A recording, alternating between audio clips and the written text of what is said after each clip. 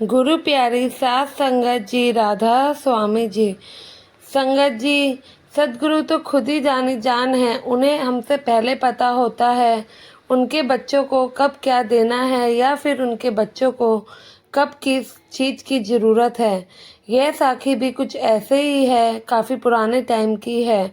एक बार पंजाब जिले का एक डीएसपी था। वह सत्संगी तो नहीं था, पता नहीं फिर भी उसके मन में क्यों हमारे प्यारे बाबा जी से मिलने की बहुत ही इच्छा होती रहती थी। उसने लोगों से प्यारे बाबा जी के बारे में बहुत कुछ सुन रखा था और वह चाहता था कि वो भी एक बार जाकर सद्गुरु के दर्शन करे और उनसे मिले और उनके साथ बैठकर चाय या कॉफ़ी पी सके। लेकिन बाबा जी तो सब जानी जान है। उधर एक सेवादार था। वह डेरे में दिन रात सेवा किया करता था और डेरे का काफ़ी ध्यान भी रखा करता था। काफ़ी समय से वह डेरे में ही रहता था।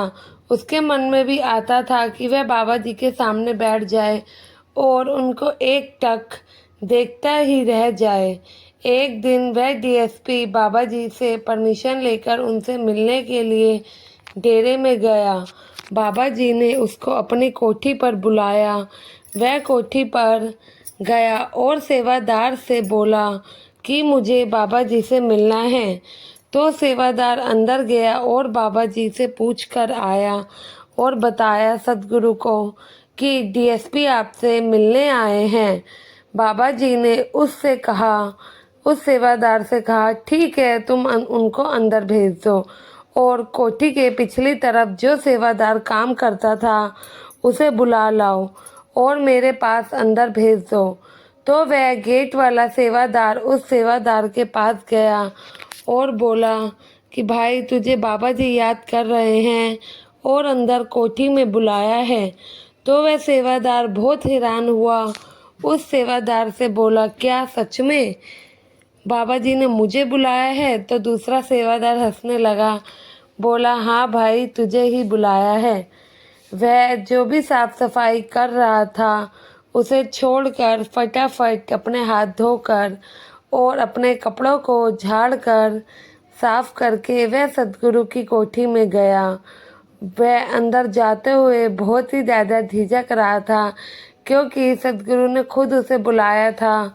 तो हर किसी के मन में ऐसे सवाल आना तो जायज़ थे, पर सेवादार ने कहा, उस कमरे में बाबा जी बैठे हैं। उस सेवादार ने अपनी चप्पल दरवाजे के बाहर उतार दी और दरवाज़ा खोलकर अंदर चला गया। उसने बाबा जी को हाथ जोड़कर राधा स्वामी करी और कहीं पर जाकर साइड में नीचे फर्श पे बैठ गया। बाबा जी और डीएसपी साहब वहाँ पर कॉफ़ी पी रहे थे। यह सेवादार तो बस एक टक होकर अपने प्यारे सदगुरु जी को ही देख रहा था और अपने मन में सोच रहा था, आज मालिक ने मेरे ऊपर कैसे मेहर कर दी और मेरे मन की आवाज़ सुन ली। थोड़ी देर बाद डीएसपी वहाँ से चले गए तो बाबा जी ने उस सेवादार को भी कहा, भाई, तुम अपनी सेवा करो। वह भाई खुशी खुशी अपनी सेवा पर चले गया। साथ संगत जी, बाबा जी ने उन दोनों की मुराद पूरी कर दी। बाबा जी अंदर कमरे में गए तो उनकी माँ जी बोली, आपने उस सेवादार को ना तो ऊपर सोफे पे बिठाया, ना ही उनको चाय वगैरह पूछी, ऐसा क्यों? वह गरीब है इसलिए? तो बाबा जी बोले, तुम जानती हो मेरे को अपने सभी बच्चे प्यारे हैं, चाहे वह अमीर हो या फिर गरीब। मुझे अपने सेवादार तो और भी ज़्यादा प्यारे हैं। बाबा जी हंसकर बोले, भगवान, जिसको जो चाहिए था मैंने उसे दे दिया। उस डीएसपी को मेरे साथ चाय कॉफ़ी पीनी थी तो मैंने उसके साथ कॉफ़ी पी ली। इसने सिर्फ दर्शन करने थे तो मैंने इसे दर्शन दे दिए।